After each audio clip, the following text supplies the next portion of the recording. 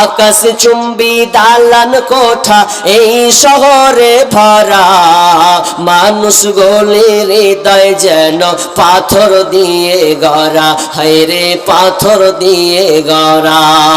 আকাশ চুম্বি দালান কোঠা এই শহরে ভরা, মানুষ গলির হৃদয় যেন পাথর দিয়ে গড়া, হায়রে পাথর দিয়ে গড়া। মাটির মানুষ হইয়া যেন, মাটির মানুষ হইয়া যেন মাটির ছিটা নাই, কোথায় গেলে পাব বলো কাদা মাটির মানুষ ভাই, কোথায় গেলে পাব বলো কাদা মাটির মানুষ ভাই। ইট পাথরের শহর জুড়ে মাটির কোনো মানুষ নাই, কোথায় গেলে পাব বলো কাদা মাটির মানুষ ভাই, কোথায় গেলে পাব বলো কাদা মাটির মানুষ ভাই। ইট পাথরের দালান গুলি এমন করে গাথা, মানুষ গোলের মনটা যেন মিলে গেছে সেথা, হায়রে মিলে গেছে সেথা।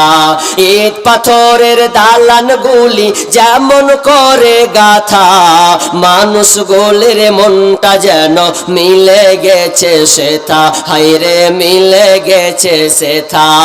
মাটির মানুষ হইয়া যেন, মাটির মানুষ হইয়া যেন মাটির ছিটা নাই, কোথায় গেলে পাব বলো কাদা মাটির মানুষ ভাই, কোথায় গেলে পাব বলো কাদা মাটির মানুষ ভাই। ইট পাথরের শহর জুড়ে, ইট পাথরের শহর জুড়ে মাটির কোনো মানুষ নাই, কোথায় গেলে পাব বলো কাদা মাটির মানুষ ভাই, কোথায় গেলে পাব বলো কাদা মাটির মানুষ ভাই।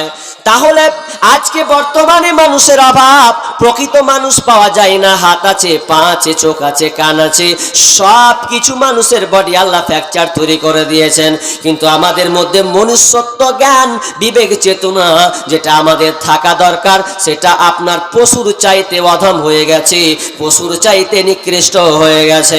পৃথিবীতে আপনি যত হানাহানি মারামারি করছেন, এই কারণে আল্লাহ তাআলা পৃথিবীতে আযাব চাপিয়ে দিয়েছেন।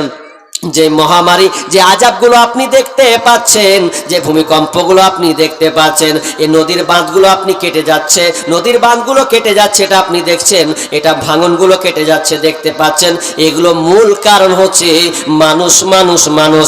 মানুষরা এই পৃথিবীর মানুষে অপরাধ করে এই বিপদগুলো তারা নিজেকে ডেকে নিয়ে এসেছে। আল্লাহ বলছেন আমি বিপদ দিয়েছি জানো, যাতে তোরা ফিরে আসিস এবং তোদের পাপগুলো ক্ষমা হয়ে যায়। কেন এই বিপদগুলো আল্লাহ দিয়েছেন জানেন? যাতে আপনি ফিরে আসেন। আপনাকে আমি একটা উদাহরণ দিই, বুঝেন ভালো করে। আচ্ছা, উদাহরণটা ভালো করে শুনেন। মিস্ত্রির কাজ কি বলেন তো? মিস্ত্রি বাড়ি বানায় না? বাড়ি বানাই তো, বাড়ি তৈরি করে। এক মিস্ত্রিরা বাড়ি তৈরি করে তো দেখবেন ইঞ্জিনিয়ার, যে ইঞ্জিনিয়ার ওপরে থাকে 4 তলা 5 তলার উপরে, তো ইঞ্জিনিয়ারটা ডাকছে, ইঞ্জিনিয়ারটা বলছে ভাই, মিস্ত্রিটাকে ডাকছে। ও যখন ডাকছে তো কোনো কর্ণপাতি করে না, মিস্ত্রি ডাকছে। মিস্ত্রি আপনার কাজের অত আছে, নিচে ঢালাই চলছে, চাক্কা গঙ্গা ঘুরছে, আওয়াজে শোনা যায় না। ওপর থেকে ইঞ্জিনিয়ার ডাকছে, রে ভাই এদিকে তাকা, একটু ও তাকাই না। তো তাকাই না, তো তাকাই না, তো এক কাজ করলে তাকাবি না, এক কাজ করি, 500 টাকার নোট বের করেছে। ও 500 টাকার নোট বের করে ওর মাথার সামনাসামনি ছেড়ে দিয়েছে। আর যেমন ছেড়ে দেওয়া, লোকটা বলছে বা রে, কার 500 টাকা রে? 500 টাকা পড়ছে, কর করে নোট 500 টাকা। তো মানুষ যখন দেখবে পয়সা পড়ে পায় তো সঙ্গে সঙ্গে তুলে না, ও পাখানটা কেন করে হঠাৎ একটু হঠাৎ পাটাকে ঢেকে নিলে, যাতে কেউ দেখতে না পায় যে আমি টাকাটা তুললাম। হয় না ভাই এরকম? হয়, মানে পাটা সরে সরেও ঢেকে দিল। তো ওই রকমই ও বান্দা কি করেছে, ওই মিস্ত্রি আপনার পাটাকে সরিয়ে এইভাবে চারিদিকে তাকিয়ে নিয়ে, কেউ দেখতে পেয়েছে আমাকে, কি টাকাটা তো চেয়ে নেবে, তো আবার টাকাটা নিয়ে পকেটে ভরে নিলে। ও ওপর থেকে টাকাটা ফেলেছে, কিন্তু একবার ওপরে তাকাই না। ইঞ্জিনিয়ার বলছে দেখ টাকা ফেললাম, ওপর দিকে তাকালি না, তোর এত লোভী। বলছে আবার ফেলা যাক। আবার 500 টাকা একটা লোড ফেলেছে, লোড যেমন ফেলা ওর সামনে পড়েছে, আর সামনাসামনি পড়তে গিয়ে ফের আবার এমনি তাকাচ্ছে, কার টাকা রে? বারবার ওপর দিয়ে কিন্তু তাকাচ্ছে না, বারবার টাকাটা লিছে দে, ফের আবার লুস করে পকেটে ভরে লেছে। ইঞ্জিনিয়ার বলছে একে টাকা দিয়ে এবার কাজ হবে না, একে টাকা দিন যাতে ও টাকায়, কিন্তু কাজ হবে না, কি করতে হবে এবার দেখ কি করি তোর, আমি 12টা বাজাবো। তখন আবার কিছু একটা ঢেল দিয়েছে, ঢেল যখন নিয়েছে পাথর, এই ছোট্ট ভালো করে দেখবেন, পাথর যখন নিয়েছে তো ওর সামনাসামনি 5 তলা উপর থেকে রিং করার মাথায় ফেলছে, আর যেমন 5 তলা উপর থেকে রিং করে ফেলা পাটাম করে মাথায় লেগেছে, তখন তুমি বলছে হ্যাঁ, মানে এতক্ষণ হাঁক মারলে তো আর দেখেনি, আর যখন ওর লোড পড়েছে মাথা থেকে, মানে মালটা তো উপর থেকে পড়েছে, যখন পড়েছে পাটাম করে, তখন ইঞ্জিনিয়ার করছে হবে আটখানে করে তাকাছিস, তাহলে চিল্লা মরে গেল, অতক্ষণ থেকে ডাক মারছি তুই শুনতে পাস না, আর এমনি এখন মাথায় পড়েছে তো তুই ওপর দিকে করে তাকাছিস, তাকালি কেনা পয়সা লাগার সময় উপরে তাকাসনি, এদিকে চারদিকে তাকালি, তো ঠিক ওর দিকে তাকালে বলছে অতক্ষণ থেকে হাঁক মারছি শুনতে পাস না। ঠিক তেমনি ভাবে আমার আল্লাহ সুবহানাহু ওয়া তাআলা যে আযাবগুলো দেন, এই আযাবগুলো কেন দেন? যাতে বান্দা তাদের ভুলটা বুঝতে পেরে তারা যেন আমার দিকে ফিরে আসে। বান্দাকে আমি গাড়ি দিলাম, বাড়ি দিলাম, টাকা পয়সা ব্যালেন্স দিয়েছি, গাড়ি দিয়েছি, বাড়ি রয়েছে, জমি জায়গা রয়েছে, ছেলে রয়েছে, মেয়ে রয়েছে, এ নিয়েতে আনন্দ ফুর্তি করে বাস করছে, অথচ আমি আল্লাহ মসজিদে তাকে 5 বার মুয়াজ্জিনের মাধ্যমে ডাকে, হাইয়া আলাস সালাহ, হাইয়া আলাল ফালাহ। যখন মুয়াজ্জিন আজান দেয়, ওই আজানটা কিন্তু আল্লাহর, ওটা আল্লাহ আজান দেয়, ওটা আল্লাহ আজান দেয়, কিন্তু মাধ্যম হচ্ছে মুয়াজ্জিন। মুয়াজ্জিন আল্লাহর ভাষাটাই বলে হাইয়া আলাস সালাহ, তোমরা নামাজের জন্য এসো, তোমরা নামাজের দিকে এসো, হাইয়া আলাল ফালাহ, তোমরা নিষ্কৃতি পাবে তো তোমরা মসজিদে ঢুকে যাও, শান্তি যদি পেতে চাও তাহলে তোমরা মসজিদে ঢুকে যাও। আজান দেয় 5 বার, এতপর হাইয়া আলাস সালাহ, হাইয়া আলাল ফালাহ বলার পর বান্দাকে মসজিদে পাওয়া যায় না, ও ক্যারাম বোর্ডে ব্যস্ত থাকে, ওই তাসের আড্ডাইতে ব্যস্ত থাকে, মোবাইল গেমসে যে ব্যস্ত থাকে, আপনার কিনা চাষি কাজে রত থাকে, মা বোন আপনার কিনা কাজে রত থেকে যায়, রান্নার কাজে থেকে যায়, অথচ আল্লাহ 5 বার ওই বান্দাদেরকে ডাকে হাইয়া আলাস সালাহ, হাইয়া আলাল ফালাহ বলে, অথচ বান্দা যখন আসে না, আমার আল্লাহ বলছেন এবারে দেখ আমি তোকে গাড়ি দিলাম, বাড়ি দিলাম, টাকা পয়সা ব্যালেন্স সব কিছু তোকে দিলাম, এরপরে তুই আমার দিকে ফিরলি না। এবার শুনেলে যখন তোর উপরে আযাব আসবে, আযাব যখন পতিত হবে, তখন তুই বিপদে বলিস আল্লাহ বাঁচাও, আল্লাহ বাঁচাও। আর এই আযাবটা কেন দি শুনেলে? তোর ভালোর জন্য আমি আযাবটা দিই, যাতে বান্দা তুই আমার দিকে ফিরে আসিস এবং তোর পাপ রাশি, ওই গুনাহগুলো যেন ক্ষমা হয়ে যায়, মাফ হয়ে যায়। মা আয়েশা রাদিয়াল্লাহু তাআলা আনহা বর্ণনা করছেন, যখন কোনো মুমিন ব্যক্তি, ইমানদার ব্যক্তি যখন বিপদ আসে, আপদ আসে, আপনার কিনা বালা মুসিবত যখন পড়ে যায়, তো এই বালা মুসিবতের মাধ্যম দিয়ে বান্দা যত পাপ ভুল কাজ করেছে, সমস্ত ভাব আপনার কিনা ওই পাপ ভুল কাজটা আল্লাহ ক্ষমা করে দেন। তাহলে আপনি এই বিপদটা পেয়েছেন, কখনো আপনি কারো উপরে আঙুল তুলবেন না, বরং নিজে আপনি অপরাধী মনে করবেন, হয়তো আমার নিজের পাপের কারণে আজকে আমার এই বিপদটা নেমে এসেছে। আমার আল্লাহ বলছেন পরিবর্তন হও, পরিবর্তন হও, পরিবর্তন হও। যদি তোমরা পরিবর্তন না হও তাহলে আমি আল্লাহ ওই জাতির এক্সচেঞ্জটা পরিবর্তন আমি করি না। আল্লাহ বলছেন ইন্নাল্লাহা লা ইউগাইয়িরু মা বিকওমিন হাত্তা ইউগাইয়িরু মা বিআনফুসিহিম। আমার আল্লাহ বলছেন আমি অতক্ষণ পর্যন্ত ওই কওমের অবস্থা পরিবর্তন করি না, ওই জাতির অবস্থা অতক্ষণ পর্যন্ত পরিবর্তন করি না যতক্ষণ পর্যন্ত তারা নিজের অবস্থাকে পরিবর্তন না করে। তার মানে আপনি আজকে বিপদে পড়েছেন, আপনার উপরে বিপদ আপদ হয়েছে, জালেম শাসক আপনাকে মারছে, এরপরে আপনি দিনের পথে ফিরে আসছেন না, তো আমার আল্লাহ বলছে যতক্ষণ পর্যন্ত ওরা পরিবর্তন না হবে রে, নিজের ভুলটা না বুঝতে পারবে, ততক্ষণ পর্যন্ত আমি আল্লাহ তাদেরকে পরিবর্তন করব না, ওদেরকে একদম পর্যায়ে, ভালো পর্যায়ে তাদেরকে নিয়ে যাব না।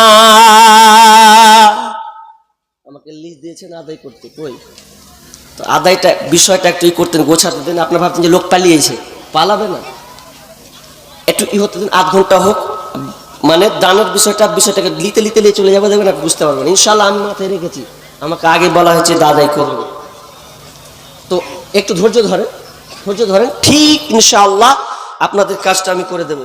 আর আমি যদি 50 টাকা দিচ্ছেন, লেখেন, এটা 50 টাকা লিখে রাখেন। মানুষ তো শোনার জন্য অনেকে শুরু করে দিতে, তাহলে কি হবে? কি বলছিলাম, নিজের অবস্থা যতক্ষণ পর্যন্ত পরিবর্তন না করবেন, তা আমরা কি করেছি, কি ছিল আর কি করেছি। ইবনে ওমর একটি হাদিস বর্ণনা করছেন, কি বলছেন জানেন, যে কোন জাতি যদি 5টা বিপদ 5টা পাপে লিপ্ত হয়ে যায়, তো তাদের উপরে আবার 5টা আযাব চেপিয়ে দেওয়া হবে। তো বিষ্ণু বলছেন, আমার মুহাজিরেরা কেউ যেন এই 5টা বিপদের উপরে তোমরা না পড়ে যাও, আমি পানাহ চাচ্ছি আল্লাহর কাছে। কি বিপদ? এক নম্বর বিপদ হচ্ছে,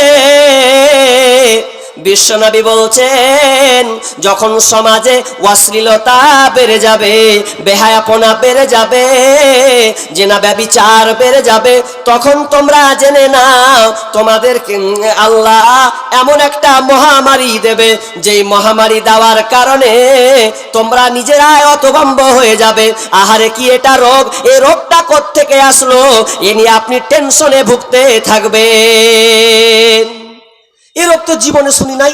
বিশ্বনবী বলছেন, যখন সমাজে পরকিয়া জিনা ব্যভিচার বেড়ে যাবে, এক কথায় অশ্লীলতা বেহায়াপনা বেড়ে যাবে, তখন আল্লাহ তাআলা তাদের উপরে মহামারী দিবেন, যেই মহামারী আমি আপনি জীবনে কোনোদিন শুনি নাই।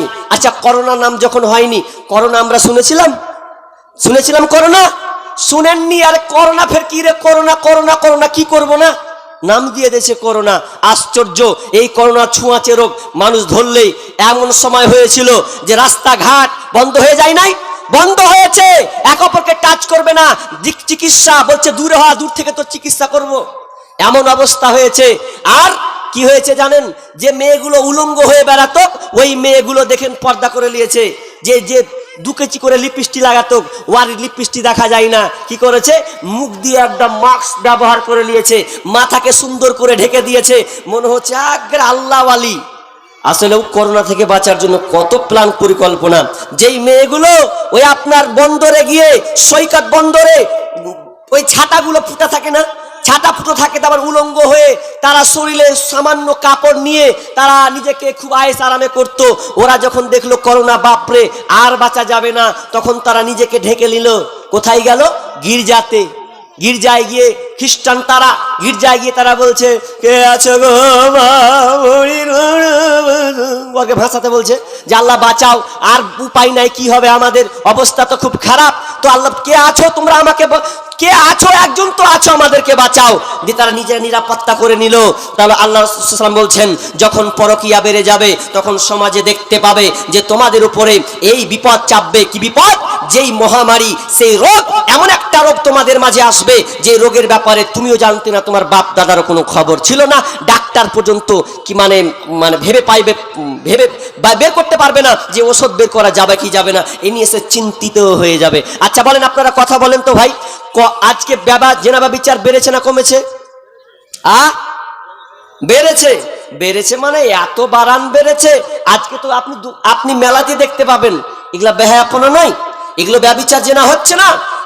আপনি বসে আছেন বাবুর মতন হয়ে, আর আপনার বেটি দেখেন ঘুরছে। আপনি এখানে বসে আছেন, আপনার মেয়েই ঘুরছে।